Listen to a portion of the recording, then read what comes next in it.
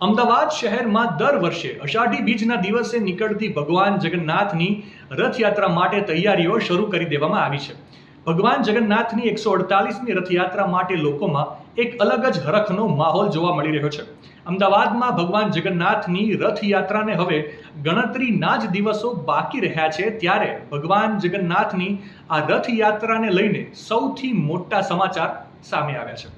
રથયાત્રાના રૂટમાં ફેરફાર કરવા અંગે તંત્ર સાથે મંદિર ટ્રસ્ટની થોડી ખેંચતાણ ચાલી રહી હતી, ત્યારે હવે આ વિવાદનો અંત આવ્યો છે. મંદિરના ટ્રસ્ટીએ કહ્યું હતું કે રથયાત્રાના રૂટમાં કોઈ પ્રકારનો ફેરફાર નહીં થાય, પરંપરાગત રૂટ પરથી જ રથયાત્રા પસાર થશે. વિગતે વાત કરીએ તો અમદાવાદમાં રથયાત્રાના રૂટમાં ફેરફાર કરવા માટે મંદિર ટ્રસ્ટને રજૂઆત કરવામાં આવી હતી. આ બાબતે મંદિર ટ્રસ્ટ, એએમસી, મેટ્રો રેલ અને પોલીસ વચ્ચે રૂટમાં ફેરફાર કરવા અંગે ખેંચતાણ ચાલી હતી. મેટ્રોના કામને લઈને રૂટમાં ફેરફાર કરવા રજૂઆત કરવામાં આવી હતી, પરંતુ હવે આ વિવાદનો અંત આવતા ભગવાન જગન્નાથની રથયાત્રા તેના પરંપરાગત રૂટ પરથી જ પસાર થશે.